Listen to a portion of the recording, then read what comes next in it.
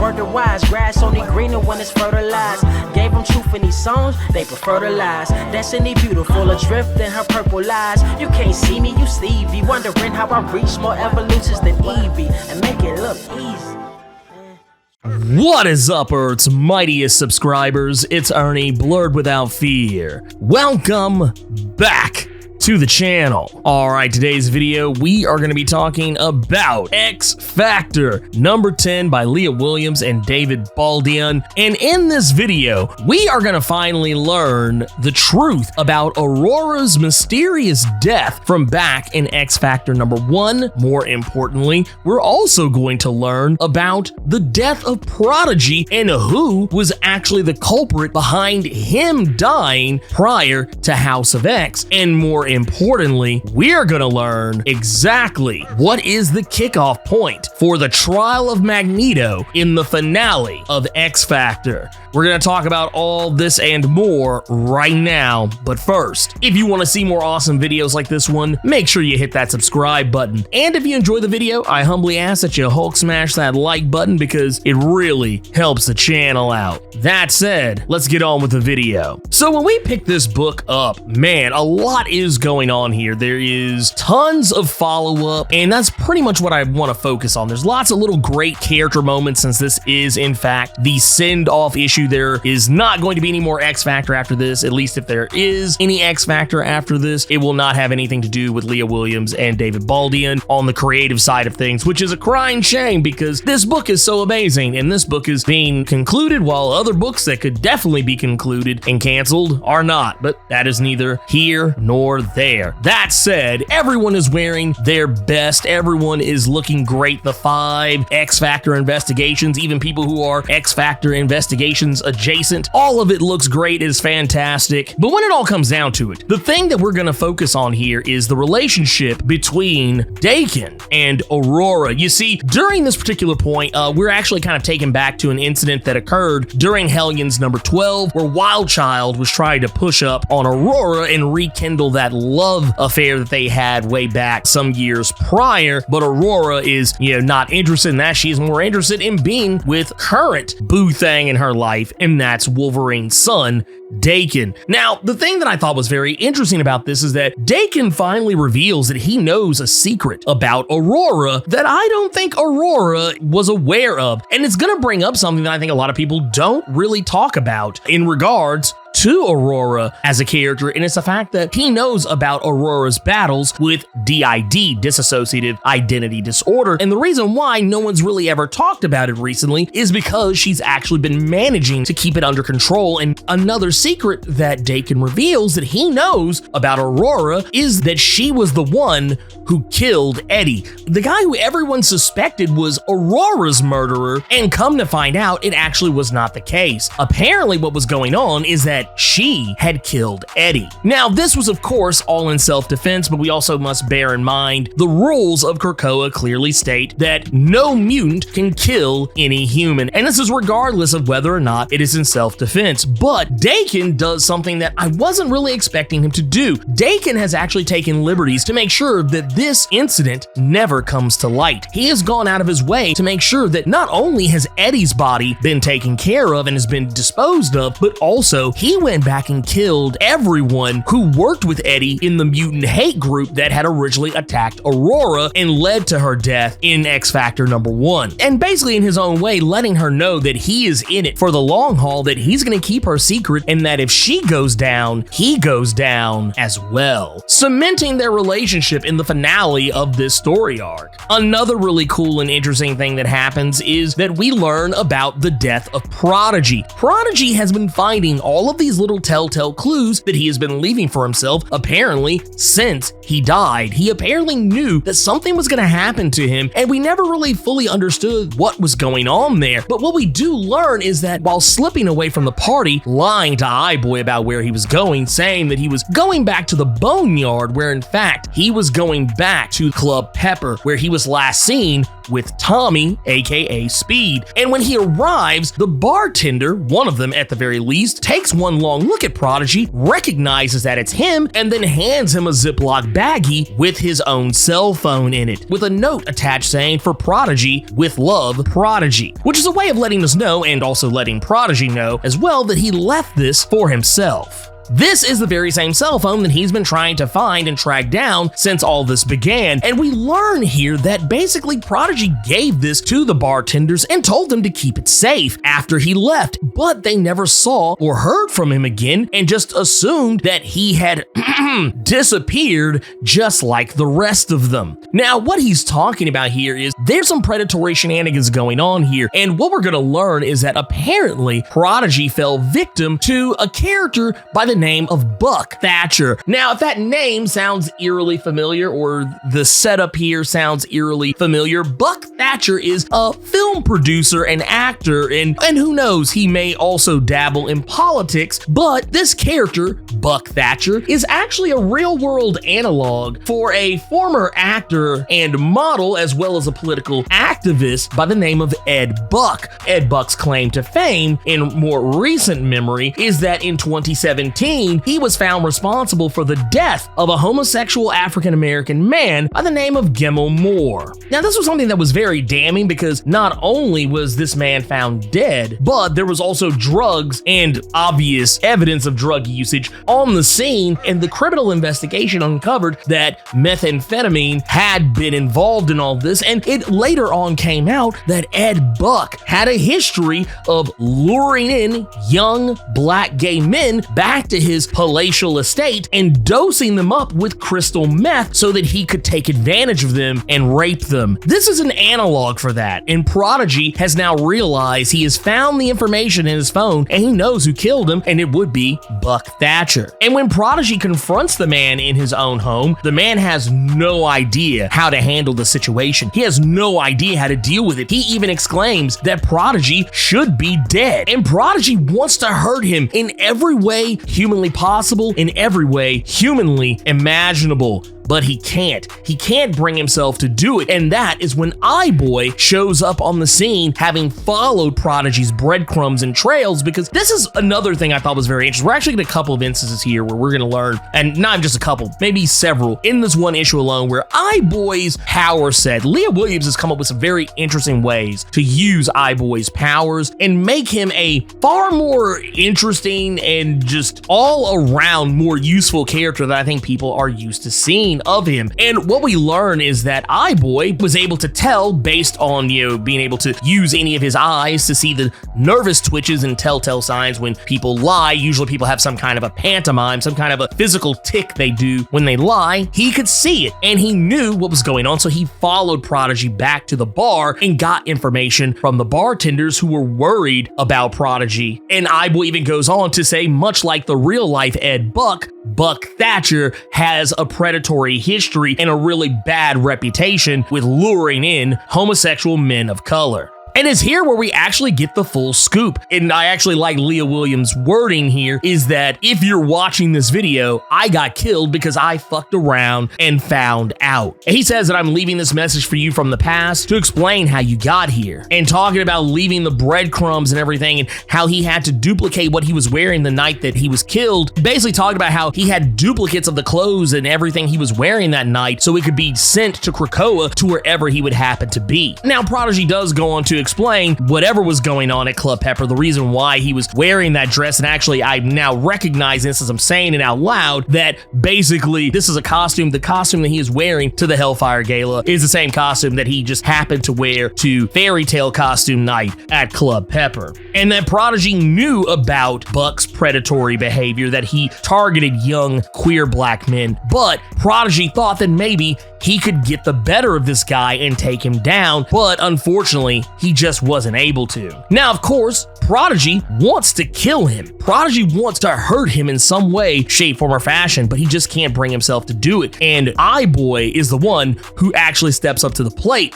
and does something that I thought was really cool. Using borderline Naruto hand signs, he winds up spelling out something that in translating Krakoa kind of comes off as gibberish, but I'm gonna go on a limb and say it's some kind of a spell. At least that's the idea that I'm going with here, because what he does is he creates create some form of a magic spell, it almost seems. Maybe his time dealing with the Morgan and witnessing magic in its actual visual form, I think maybe he learned something, and he uses his abilities to basically channel energy from his eyes and give Ed Buck the worst case of sunburn he's ever had in his life, and possibly a bit of radiation poisoning. All that aside, the rest of X Factor investigations arrive on the scene with Aurora and Dakin showing up, and them learning that Prodigy's body is still hidden in the basement of the house. Not only that, but Aurora takes great umbrage with this entire incident because, being someone who has recently been killed by a mutant hate group, you would probably understand if she was a little bit upset about the fact that one of her teammates and someone who she considers a friend was murdered by someone due to hate. Now, Aurora lets him know that he doesn't have anything to worry about. She's not going to kill him, and she doesn't have to because the police are going to come and get him, and that hopefully somewhere down the road they are going to trial you, they are going to put you in jail, and hopefully maybe they'll put you to death. And even though, as Dakin points out, the state of California has put a moratorium on the death penalty, Aurora's hoping that maybe something will make them change their minds, because she's hoping that this person does wind up getting killed. She's hoping that he resists arrest, that he does something that would force the police to have to do something to him, to hurt him in some way and potentially kill him, because as far as she is concerned, she feels that death is the only poetic ending for someone like him. As she puts it, the powerful, rich, untouchable, racist, sexual predator and serial killer who's been exclusively menacing LA's population of young queer black men for 2 decades, or so she's told. I thought this was actually a really interesting bit of commentary that they did here, using Buck Thatcher as a stand-in for Ed Buck. It will probably come off to some as incredibly heavy-handed or completely unnecessary, but I actually did appreciate the fact that Leah Williams, in both story and indeed, basically, maybe even using Aurora as, the avatar of her own voice, basically using her own white privilege to speak out about the many hate-fueled deaths of black LGBTQ individuals. This is not something that is a small matter. Some of you may or may not be aware of the fact that a large number of the hate crimes against people in the LGBTQ community are committed against black individuals. All of the hate crimes that we have seen, the ballooning of hate crimes we've seen against gay, lesbian, and trans individuals in the LGBTQ community, more than 80% of those victims have been black. So yeah, it's something I think that Leah Williams did a fantastic job shining a light on. All in all, it's been a great night. Everything is going well. There are some shenanigans going on with Shatterstar, and it's heavily implied that there is a little bit more to the story between himself and the Morgue, and we don't really know exactly what all is going there in terms of exactly how all this is going to play out. We do know that Emma Frost is kicking it with the Method Man from Wu-Tang Clan, so there's a thing that's going on there. We also know that DJ Aoki is also kicking it with Beast. That's also a thing that's going on right now. We also know that Northstar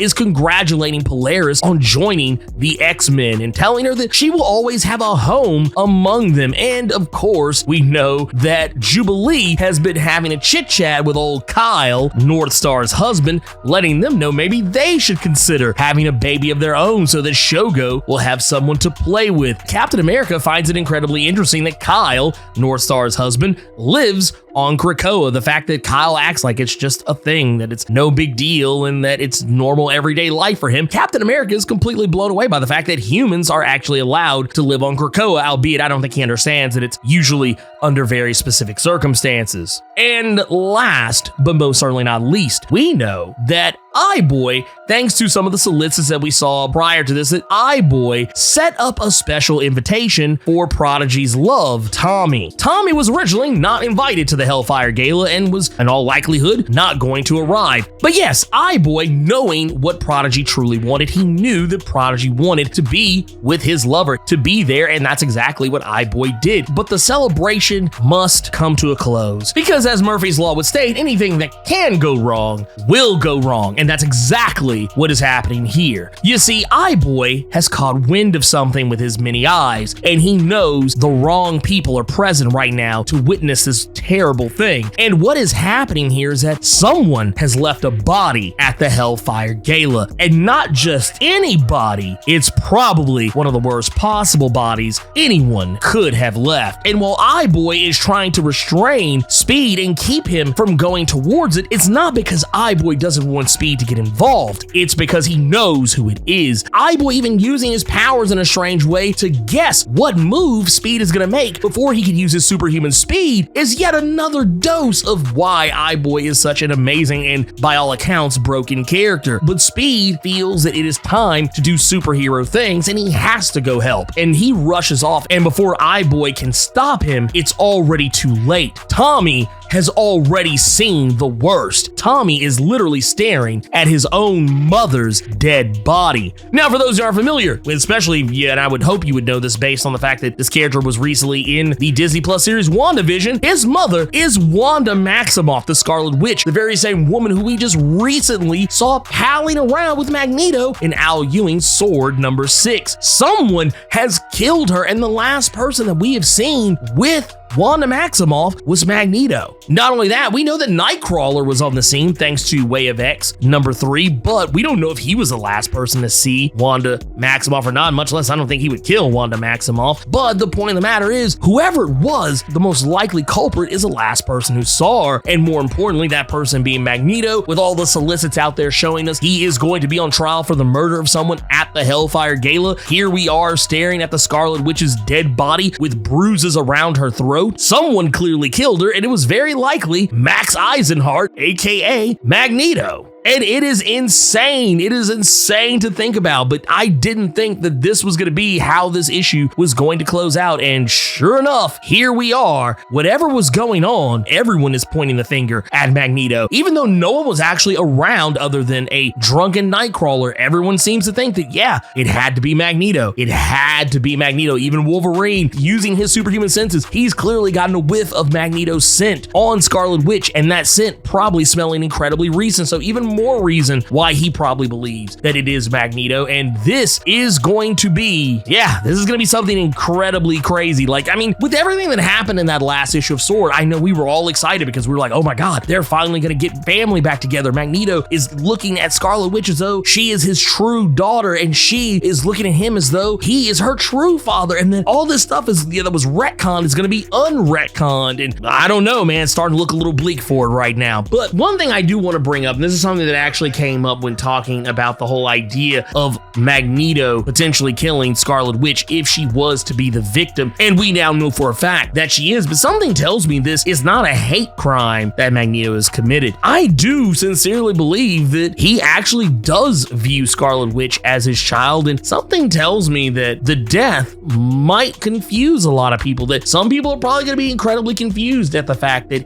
he killed the Scarlet Witch, because he's probably going to be the one who comes out and says that he didn't do this out of malice, that he killed her so that she could be reborn a mutant. I know it sounds crazy, but once again, we gotta remember, we have a whole ass Mr. Sinister walking around on the island who not only exclaimed that he could fix Franklin Richards not being a mutant anymore problem, and more importantly, we know that Mr. Sinister himself is not a mutant. He stole his X gene and turned himself into a mutant, but he is, for all intents and purposes, a human mutate. But if anyone could restore the Scarlet Witch and Quicksilver's status as mutants, it would be Mr. Sinister. Something tells me that somewhere in there, Magneto didn't do this out of malice. He did this because he wanted to have his daughter back and have her back as what she originally was, and that is a mutant. Now, I could be completely wrong about that, and I'm perfectly happy taking that L right on the chin, but it just seems to make the most sense. But one thing we can definitely say with all affinity is that whatever happens, Leah Williams is going to come out of the gate swinging on this one, because she will be continuing the story about this, and I feel like with her at the helm, we're definitely going to get a very interesting storyline out of this, and I'm looking very forward to seeing what she has cooked up for this particular arc. Because once again, you can even read the solicit itself. Nothing is ever as simple as it seems. I'm telling you guys, there's more to this than what a lot of people are probably going to see at face value. That's everything that was going on with X Factor. I love this issue. Once again, I hate the fact this comic is being canceled. This is such a good series. Leah Williams has done such an amazing job with this book, and she has really made me care about some of these characters I normally didn't give two shits about. But I just love what it is that that she put together, and she ended this thing with a bang. So yeah, that's all I can say about that. However, if you enjoyed this video, Hulk smash that like button and make sure to share this video all over the internet and with all your friends so they'll know how you leveled up your comic book big brain in regards to the Hellfire Gala and the last and final issue of X Factor. On your way out, make sure to hit that subscribe button and let me know what you thought about the X Factor series as a whole. Keep it plus ultra and sound off in the comments.